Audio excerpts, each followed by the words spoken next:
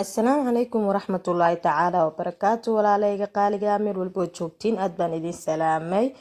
Kusoo dhawaada channelkayga Queen Dunia, gacmo furan niyad saamiin leh. Sidoo kale Queen Dunia waxay idin wadaa alaabtan quruxda badan aan caadi ahayn, scrap cajiib ah.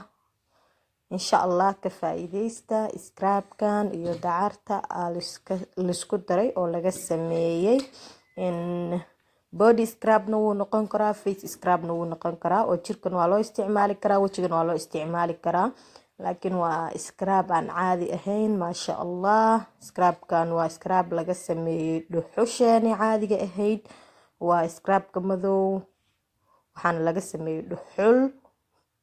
maasha Allah waaye, wax oo chemical malahan, waa natural. dacar yar baa ku jirto, laakiin dacartiisu waa dacar yar. aniga hadda dacar kale aan rabaa inaan ku darsado insha Allah. labadaas shay bis aan maanta ka sameysan doonaa scrubkayga.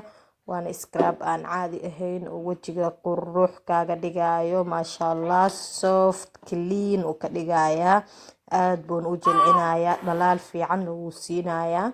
scrubkan waxaa waa faa'iidada uu leeyahay, waxyaabaha madmadow ee wajiga soo galgala wuu ka saaraa. sidoo kale wuxuu ka bixiyaa dadka nabraha yaryar leh oo nabraha dhibco yar oo madow ay ku reebaan oo kale wuu baabi'iyaa.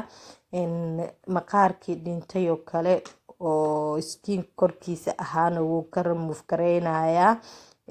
sidoo kalena waxaa waaye cadaan yar oo ku jirto, cadaan yar ama dhalaal yar oo ku siinayaa hadba saa u taqaan. waana natural, wax oo chemical ah kuma jiraan. dhuxusha iyo dacarta laga sameeyay, dhuxul badan baa ku jirto.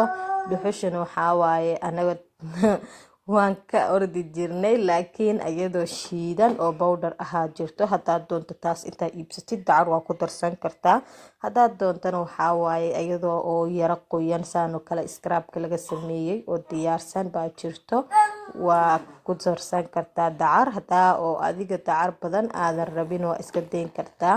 sidoo kale fitamiina badan baa ku jiro, vitamin E baa ku jiro, vitamin C baa ku jiro. waxaa kaloo ay dhahaan wajiga wuxuu siinayaa dhalaal, oo xitaa dadka xiliyada qoraxda zaa'idka ah wajiga waxaa waaye kaas qoraxda zaa'id buu ugu dhacayaa, soo maaha.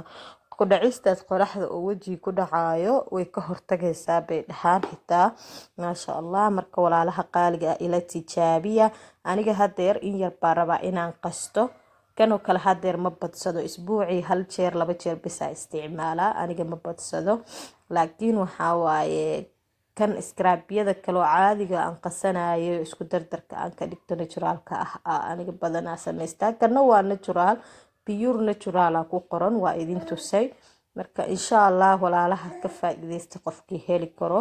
scrubkan caadi ma ahan, asagana waa scrub aad u fiican, hala soo tijaabi. hadda waxaan ku shubtay 1 qaado oo scrubkaas ah, waxaan ku darsanayaa dacartan waxaan ku darsanayaa qaado aan zaa'id u buuxin ku darsaday, ileen dacar kale ku jirto, laakiin dacarta ku jirto way yar tahay. aniga dacarta waxaa waaye waa jeclahay inaan mar waliba wax kasta ku darsado, sababtoo ah dacarta waxaa waaye anti aging way tahay, wajigana aad bay ugu fiican tahay, dhalaal cajiib ay siinaysaa. wax waliba oo faceka aan marsado ani dacarta waan ku darsadaa. timaha xitaa waan ku darsadaa, nafaqooyinka aan timaha marsado kale insha Allah. dacarta kaligeed xitaa haddaa marsatid habeenkii kaga seexatid aad bay u fiican tahay, dhalaal wanaagsan ay wajiga siinaysaa, aad bayna u qurxinaysaa. dadka oo da'da ahna aad bay ugu fiican tahay, waxay ka ilaalinaysaa wajiga inuu laablaab galo kale, oo maqaarkii uu soo yara laablaabto, waxaas bay ka ilaalinaysaa. anti aging waayaa lahaa, dadkay da'da u yaraysaa oo kale. marka insha Allah walaalaha ka faa'iideysta. waxay aniga aan ka faa'iiday waxaan jeclahay inaan idinkana idinkaga faa'iideeyo. qasitaan zaid u sii badan kaama rabo, wax yar uun baa waxaa waaye asaga iyo waxaas dhexgelinaysaa dacarta, kadibna waxaa waaye waa kuu diyaar hadduu si fiican isku dhex galo. haddaad doonto wajiga, hadda ani wajigaa marsan rabaa, haddaad doontana jirkoo dhan ayaad marsan kartaa, labada dhinac waa u isticmaali kartaa, laakiin mostly ani waxaan marsadaa wajiga. scrubka kaloo jirka marsado insha Allah asagana waa idin la soo share gareynayaa. laabahan caadi ma ahan, way fiican tahay. Body scrub-kaaga inaad 3 jeer isbuuci isticmaashid. Face scrub-ka adi hadaad isticmaashid oo kale 3 nooc kala duwan oo min hal beri 2 beri camal isticmaashid is okay waaye. ani scrub-ka face-ka aan marsado badanaa waa 2, ma badsadi. ani ma jecli wax tirada badan, hadba mid aan marsado. iyo kuwa kale oo caadiga oo herbalka ahaa oo geedihii caadiga qosihii iyo wixii la qasqasay iyo iska isticmaala mostly.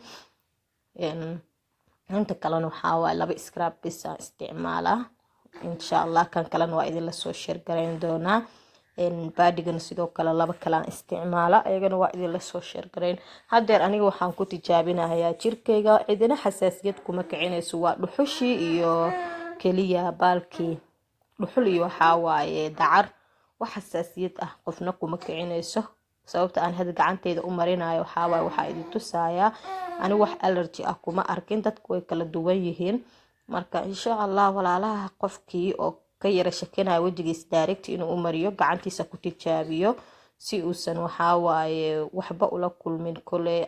oo before uusan marinin wajigiisa, gacantiisa hadii uu mariyo, hadduu allergy ku yahay isla markii gacantiisu ka arkaayo. hadduusan allergy ku ahayn wajigiisa wuu marsan karaa. marka insha allah walaaleyga waxaan rajeynayaa inaad soo tijaabin doontiin. waadna ku mahadsantihiin la joogiina, dhiirigelintiina. asalaamu calaykum waraxmatullaahi tacaala wabarakaatu.